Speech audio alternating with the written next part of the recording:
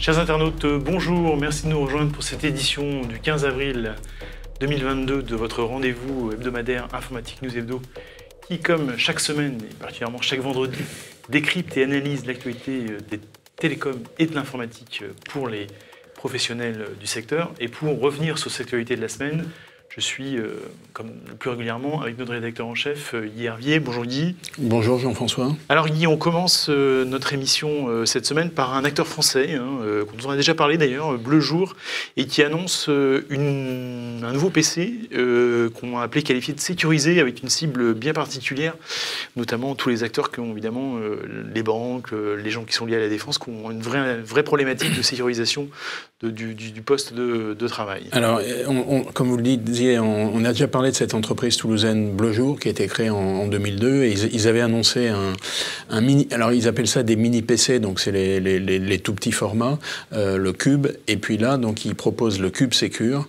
Et donc en gros, c'est un peu, c'est une extension de ce qu'ils ont déjà proposé.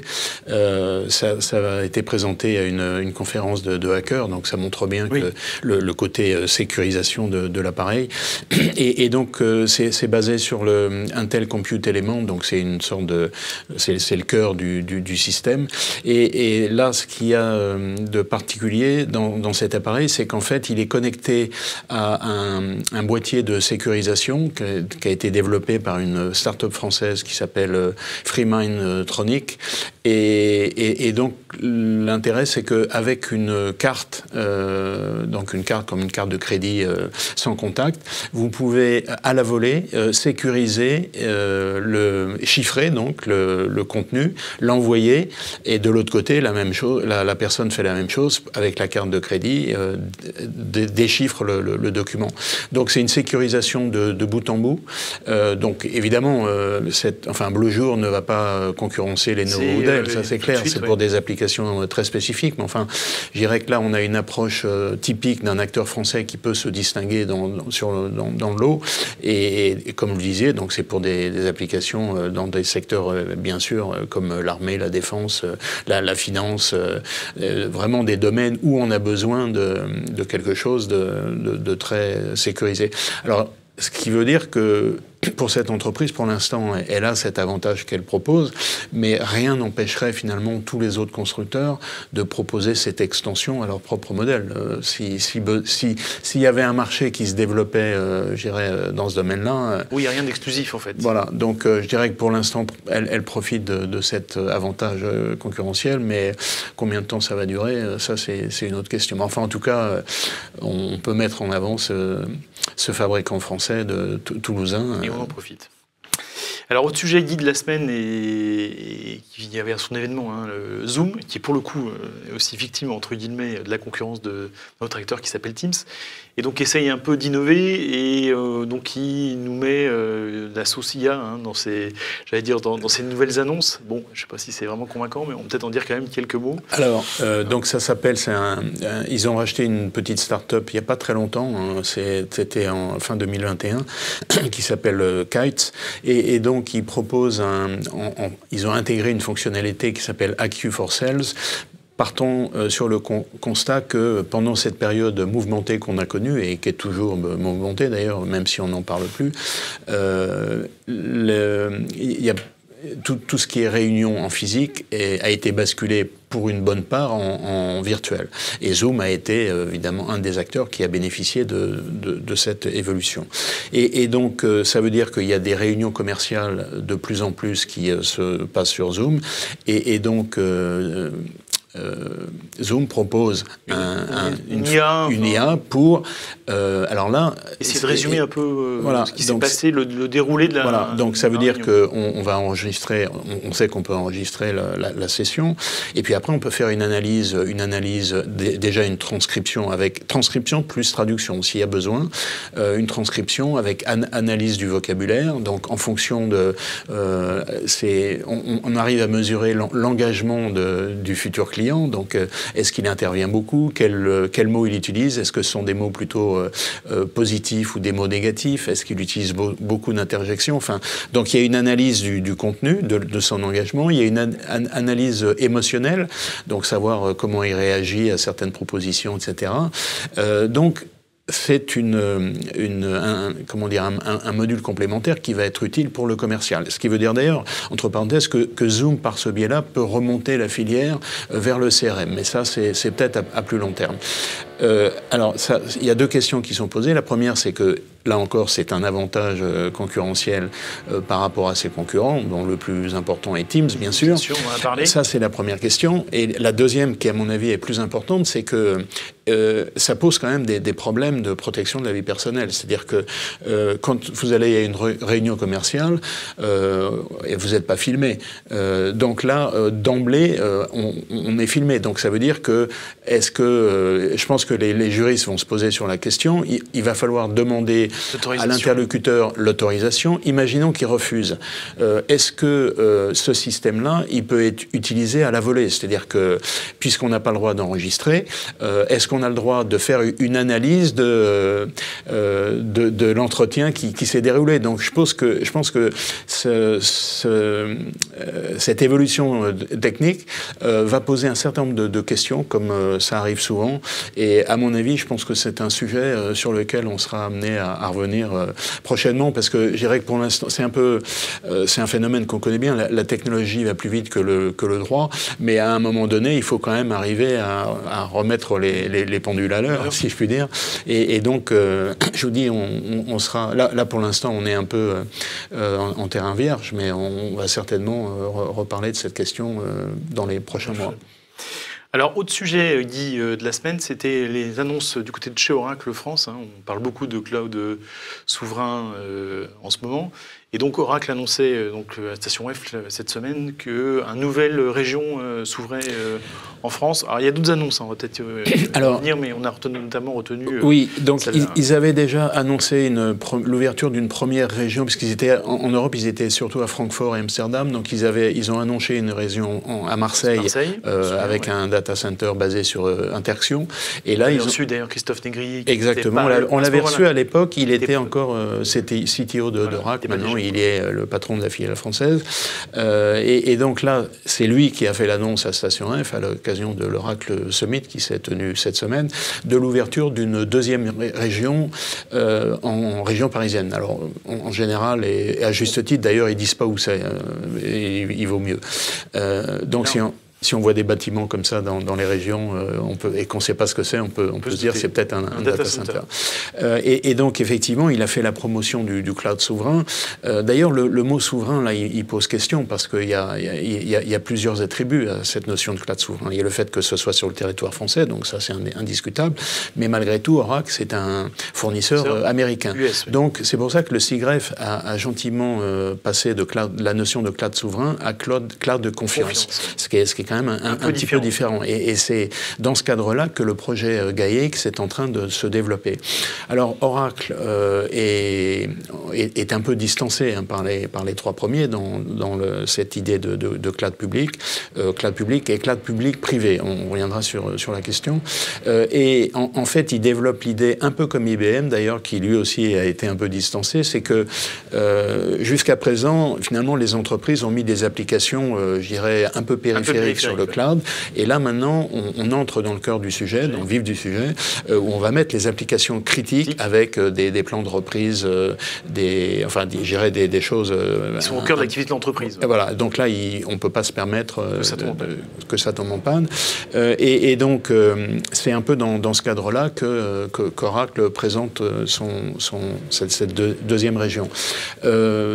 Donc Christophe Négrier a évidemment rappelé les trois axes de développement, le SaaS, le multicloud, l'hybride. Donc ça, on fait que de parler de ça. Et donc, il propose aussi une offre qui est donc ce qu'on appelle du cloud public-privé, ce qu'ils appellent le cloud at customer. Donc, en gros, ça veut dire que c'est le cloud qui est derrière le firewall de l'entreprise. Et donc, ils peuvent mettre, par exemple, une machine Exadata derrière, et donc, c'est eux qui vont le gérer. Ils vont le gérer comme un cloud, mais sauf qu'il est dans dans le périmètre informatique de l'entreprise. Et donc, il cite déjà pas mal d'entreprises, le Crédit Agricole, Airbus, SFR, les Galeries Lafayette, donc c'est quand même des clients, je dirais, importants.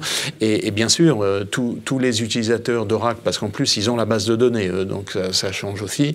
Donc, tous les utilisateurs des applications Oracle, ils vont être évidemment plus enclins à aller sur le cloud d'Oracle que sur le cloud de Microsoft. Ce qui d'ailleurs pose aussi l'autre question dont on avait parlé les fois précédentes, avec Microsoft, l'enquête qui a été faite avec Microsoft, sur le fait que finalement, il y a une sorte d'utilisation sur l'offre cloud et l'offre applicative. Est-ce qu'on a le droit de combiner les deux? On va vers la position dominante. Donc bon, ça c'est une autre question. Mais en tout cas, Oracle, plus que jamais, se présente comme un acteur du cloud pour ce qu'il appelle les applications critiques. Alors Guy, autre sujet, pour le coup, prégnant en ce moment, hein, la sécurité du SI de l'État. Alors, il disait beaucoup de choses là, pour le coup, un décret qui vient de sortir qui essayait un peu de mettre les choses au carré, si je peux me permettre l'expression, ce qui peut quand même paraître étonnant compte tenu du caractère stratégique du sujet. Mais là, voilà, c'est plus que les bonnes pratiques, c'est voilà, ce que vous devez faire et ne devez pas faire, oui, c'est ça. Pour les acteurs des systèmes d'information de l'État et de son environnement périphérique. C'est exactement ça. Donc l'ANSSI, comme vous le disiez, avait défini au fil du temps, elle les a développées, enrichies, les bonnes pratiques informatiques. Elle appelle ça l'hygiène informatique. Et donc je dirais que ces bonnes pratiques, aujourd'hui, via ce décret, deviennent obligatoires. Donc ça veut dire qu'il y a déjà, je dirais, la conception générale du système d'information de l'État, qui est considéré comme un système d'information. Après, chaque ministère a un sous-système, mais qui en fait n'est qu'une partie de cet ensemble du système d'information qui dépend du Premier ministre. Donc ça, c'est pour, je dirais, l'organisation générale. Et puis, donc, il y a un certain nombre de règles qui vont devenir obligatoires. Par exemple, le fait que chaque ministère va devoir avoir un RSSI. Bon, si c'est pas fait déjà, mais en tout cas, peut-être que jusqu'à présent, il y a peut-être quelqu'un qui avait cette casquette-là, mais qui n'était pas franchement ça. Il va falloir faire l'homologation du système d'information du point de vue de la sécurité via l'ANSSI. Donc ça, il y a une deadline qui est octobre de cette année. Donc on a 6 mois, enfin les ministères ont 6 mois pour ça. Donc je dirais que c'est une étape indispensable dont on peut penser que on peut se poser la question de savoir pourquoi ça n'a pas été fait plus tôt, mais enfin peu importe. En tout cas, on voit bien que la sécurité est un sujet majeur. Il y a une prise de conscience de plus en plus forte de nos gouvernants pour comprendre que maintenant on est... Voilà. Alors, il y a autre sujet de la semaine traditionnelle, la séquence rachat, fusion, acquisition. Alors, on a pas mal de choses au menu cette semaine. On commence par Thoma Bravo, un fonds bien connu, qui annonce le rachat de SailPoint, pas forcément connu de nos lecteurs, mais un spécialiste de l'identité, notamment gestion d'identité privilège notamment, et qui en même temps se sépare de Barracuda Networks pour le céder à KKR, un petit jeu de chaise musicale avec quelques milliards de dollars quand même à la clé. Voilà. Hein. Alors un peu plus de 6 pour la première acquisition Thoma Bravo SailPoint, un peu moins, enfin à peu près 4 milliards pour Barracuda qui est racheté par KKR, donc c'est un peu le jeu des chaises musicales. Il y a un autre achat dans un domaine un petit peu différent, c'est les MSP, donc c'est le Service Manager, donc Kaseya qui rachète Datto pour plus de 6 milliards, donc c'est aussi un montant important. Donc ça veut dire qu'il y a eu pas mal. Et alors dans ce secteur des MSP, il y a une consolidation dont on parle déjà depuis un certain temps. Et puis finalement tout ça a été un peu mis au deuxième plan par l'annonce qui a été faite hier soir. En fait, c'est Elon Musk qui... alors, ça concerne moins les entreprises, mais malgré tout, quand même un peu. Elon Musk qui avait déjà pris une participation de 9% dans Twitter et qui, là, a fait une offre d'achat à plus de 40 milliards. Donc, vous voyez que là, on arrive... Il veut sortir Twitter de la bourse, surtout ça. Et voilà, c'est ça. Et donc, ça m'a... Enfin, donc, Elon Musk, tout le monde le connaît. Souvenons-nous, par exemple, que Jeff Bezos avait racheté le Washington Post pour 200 250 millions de dollars. Donc vous voyez déjà 250 millions, 40 milliards, alors que Twitter, ça date pas c'est pas si vieux que ça. Donc ça veut dire que bon, il y a évidemment c'est une prime par rapport à la valeur boursière importante. Hein. Donc il est prêt. Après, maintenant, savoir comment il va le financer, c'est pas tout à fait clair parce que finalement, c'est pas de l'argent qu'il a. Il a pour l'instant des participations principalement dans Tesla. Donc comment il va les convertir? Est-ce qu'il a des investisseurs qui vont l'aider dans ce rachat? Donc c'est pas encore fait. Évidemment, ça peut les problèmes de régulation quand même, non? Alors ça, et puis pour l'instant, le conseil d'administration n'est pas du tout favorable parce que c'est un rachat, c'est une offre hostile, on va dire. Donc ils sont en train de mettre ce qu'ils appellent une pilule empoisonnée. Donc il y a plusieurs manières et là on entre dans le domaine de la finance. Donc m'en demandez pas de trop, mais enfin en tout cas c'est les moyens de se défendre de ce type de rachat. Maintenant Elon Musk, il a été très clair en fait. Il a dit que finalement dans ce rachat il voulait redonner toute la liberté d'expression, enfin le free speech aux États-Unis, donc liberté de parole, d'expression totale. Ça veut dire en particulier la possibilité peut-être de réouvrir des comptes de certains fameux utilisateurs. Et donc effectivement c'est un outil d'influence qui n'est pas sans poser des questions. À la fois ces rachats de plateformes et puis ces rachats de médias, c'est quand même assez problématique. Donc là en gros il se fait plaisir, il se rachète un outil qui va lui permettre d'avoir une influence quand même assez importante, ce qui n'est pas sans poser. Donc on verra, parce que voilà, on saura si ça se fait ou ça se fait pas, et si ça se fait dans quelles conditions. Mais en tout cas, dans les semaines qui viennent, ça va pas traîner comme ça très longtemps. Il a dit que c'était sa dernière et sa meilleure offre, donc il va pas remonter au-delà. Suite au prochain épisode, en entendant Guy, on revient sur des dossiers beaucoup plus terre à terre, hein, et franco-français. Et franco-français, puisqu'on parle on va du côté de chez Free et plus clairement sa filiale professionnelle. Je vais y arriver. Jaguar Network, hein, qui avait été racheté il y a quelques temps, et qui donc se lance aussi sur le cloud privé avec une offre entre guillemets dite clé en main XDR. On y était à l'annonce. Qu'est-ce qu'on peut en dire? Alors, donc on peut en dire que effectivement, Iliad, qui est la maison mère de Free et donc de Scaleway, dont on a reçu le patron Yann Lechel, qui est dans le domaine du cloud, et maintenant de Jaguar Networks, clairement se lance dans le B2B et dans le cloud. C'est clair que c'est un secteur sur lequel il veut se positionner. Donc il avait ça, c'est le premier point. Le deuxième point, c'est que Xavier Niel, il est sorti de la bourse. Il a racheté Iliad en fin d'année dernière. Donc, je dirais qu'il a les mains un peu plus libres pour faire ce qu'il a envie de faire. Il avait racheté Jaguar Networks fin 2019 pour 100 millions d'euros, donc une somme conséquente. Mais enfin, vous voyez, par rapport à ce qu'on vient de dire, c'est pas les mêmes montants. Et donc là, il veut faire de Jaguar Networks, je dirais, le spécialiste du cloud privé, avec une offre qui est basée sur VMware. Donc effectivement, on disait une offre clé en main. VMware, il y a Vim et Commvault pour tout ce qui est sauvegarde, reprise d'activité, backup, restauration. Il y a Scality pour ce qui est le stockage objet. Donc ça, c'est l'offre qui constitue. Et de l'autre côté, Scaleway est plutôt spécialisé dans le cloud public. Donc maintenant, la question qui va être posée, c'est est-ce qu'ils vont conserver deux entités sur des domaines qui ont quand même des intersections qui ne sont pas négligeables, même si Jaguar Networks va se présenter comme, je dirais, un cloud donc privé, mais avec une dimension sécurité très forte. Ils annoncent une centaine de spécialistes sécurité qui vont aider les entreprises à améliorer leur système. Donc, je dirais que c'est la question qui est posée.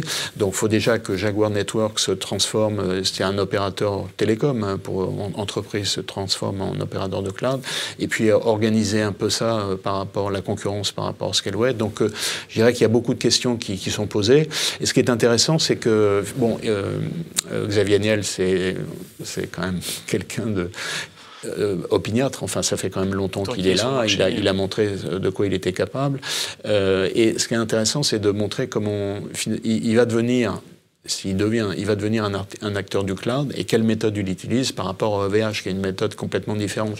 OVH et Octave Klaba, qui a commencé avec, je dirais, à monter des serveurs, et puis de proche en proche à faire l'entreprise qu'on connaît aujourd'hui, alors que Xavier Niel, c'est quand même par rachat successif, réorganisation, donc c'est une approche qui est quand même très différente.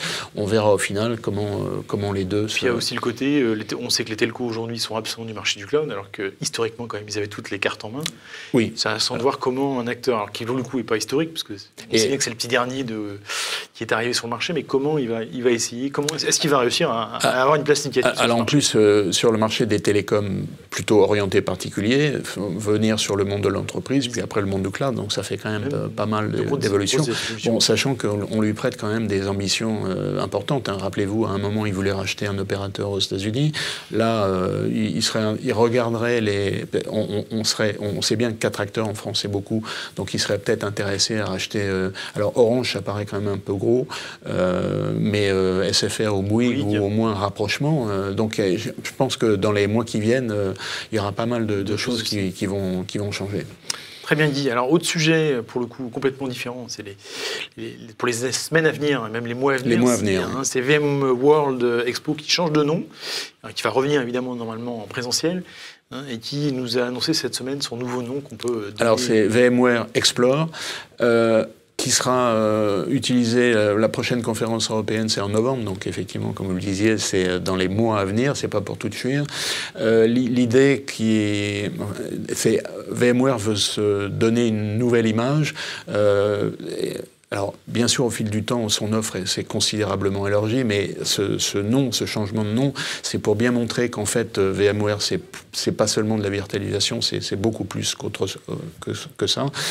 Ils sont maintenant dans le multi-cloud et cloud hybride. Et donc, ce changement d'appellation va essayer de montrer que, finalement, c'est la mise en adéquation de l'appellation par rapport à leur offre. Et donc, bon, c'est pas je dirais un changement qui va changer beaucoup de choses, mais enfin, c'est une évolution intéressante de VMware dans sa vision du marché, en tout cas. Exactement. Alors Guy, on conclut par notre traditionnel coup de cœur, coup de gueule. Et cette fois-ci, pour le coup, c'est pas vraiment lié ni l'un ni aux l'autre. entreprises. C'est l'arrivée des lunettes Ray-Ban Facebook. Enfin, il faut dire Meta maintenant, c'est plus chic. Donc, qui vous permettent de voir la vie en rose. Enfin, c'est un peu plus sérieux que ça, mais en tout cas, on parle beaucoup de métavers et d'univers, comment dirais-je, virtuel. Bon, c'est une première tentative, une exploration de cette problématique au travers d'une joint venture entre... je ne sais pas si c'est le mot juridique d'ailleurs. Un partenariat entre deux acteurs bien connus du secteur. C'est intéressant. Pourquoi? Parce que déjà, il y a eu plusieurs tentatives. Les Google Glass, Google l'avait fait il y a quelques années, avait fait cette offre-là, et bon, ça a été un échec patent. Là, donc c'est effectivement Ray-Ban qui s'associe avec Meta, donc Facebook, et il faut mentionner aussi Essilor, parce que Essilor est quand même un spécialiste du verre, donc ils proposent aussi, ils sont partie prenante. Et ce qui est intéressant, alors ça sert à quoi? C'est donc avec vos lunettes, vous pouvez faire, en gros, ce que vous pouvez faire avec votre smartphone, via votre iPhone, mais ça se passe directement. Donc vous pouvez faire des enregistrements, vous pouvez sans doute envoyer des messages, poster directement ce que vous êtes en train de filmer avec vos lunettes. Donc ça pose aussi un problème de protection de la vie privée. Hein. Bon, ça on verra après. Donc via votre iPhone, vous pouvez faire un certain nombre de choses. Et puis, mais ce qui est aussi intéressant, je trouve, dans cette annonce-là, c'est que finalement Ray-Ban, c'est quand même le professionnel des lunettes. Et donc, c'est lui qui va vers le numérique. C'est-à-dire qu'en gros, il complète son offre en la numérisant. Alors qu'on a vu que dans plein de secteurs, finalement, il y avait des spécialistes de la numérisation, du digital, qui essayaient de disrupter, pour utiliser ce beau mot français, des acteurs traditionnels. Et donc, là, c'est assez intéressant parce que Google avait essayé, donc c'est qui sait, il s'est planté, pour le dire simplement.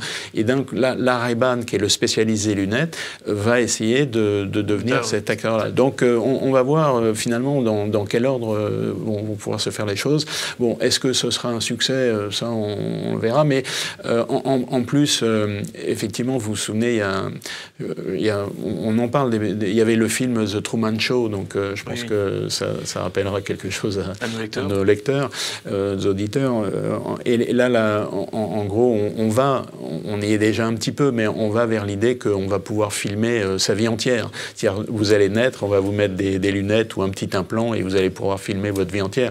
On n'y est pas encore, mais je veux dire, quand on voit l'utilisation de l'iPhone pour filmer, prendre des photos, là où on prenait 4 photos par an, maintenant on en prend 4000 par jour. Donc on voit bien qu'on est en train d'évoluer vers ça, mais là c'est un pas de plus dans cette direction, ce qui est un peu effrayant quand même, d'une certaine manière. Bon, bah écoutez, on laisse nos lecteurs réagir. Hein.